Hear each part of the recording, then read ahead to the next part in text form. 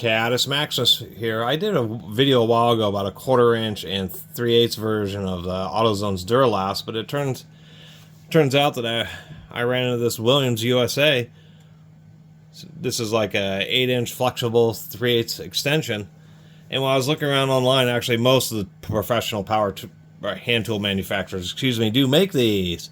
And I was kind of surprised, but it turns out that they sell enough of them that people like them. You're not going to break bolts with these. They're notoriously weak, and when you do try to break bolts or really torque down stuff, they can really twist up and damage. The whole purpose to these is that you somehow find some combination of tooling just to get the fastener broken.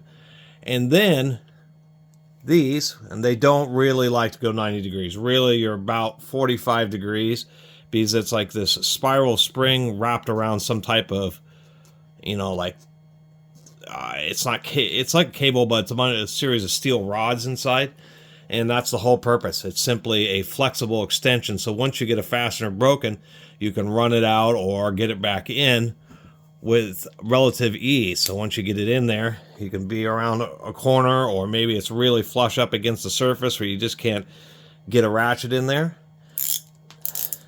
And even though I'm holding it in my hand, it's actually harder to use these when you're holding it in your hand, as opposed to when you actually have it on a fastener. Then they actually run pretty good. It depends on how good and tight your ratchet is, because of course it's putting a bunch of side tension. So if you don't have a very good ratchet, then your ratchet may not like it very much. This happens to be an old New Britain that has this one has like a perfectly tight anvil in it, as tight as you can get without it actually binding up.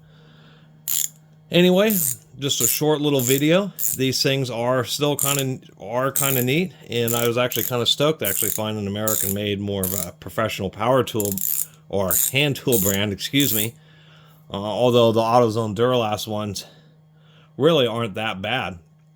I still, nonetheless, am pretty stoked that a company like Williams, and this Williams, I was finding some online for pretty cheap, like $15 or something. I think, the prices varied. Some people were wanting as much as 30. With Williams tools, it really depends on exactly where you go, because for some reason the prices vary quite a bit on them, and I'm not exactly sure why that is. I think it's the difference between wholesale costs and suggested retail. And Williams is a historic tool company that Snap-on ended up buying out, sometime in the 60s or 70s or something like that. And now it's Williams is Snap-on's lower cost American-made tools. Or at least a lot of the primary tools, extensions, ratchets, sockets are American-made, although there's plenty of Taiwanese-made Williams branded stuff now too.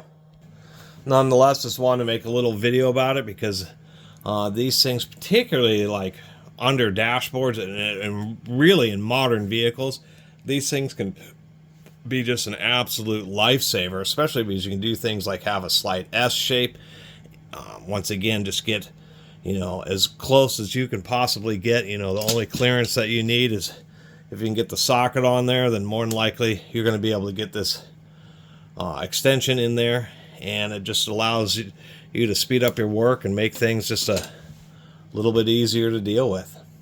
Anyway, thanks for watching.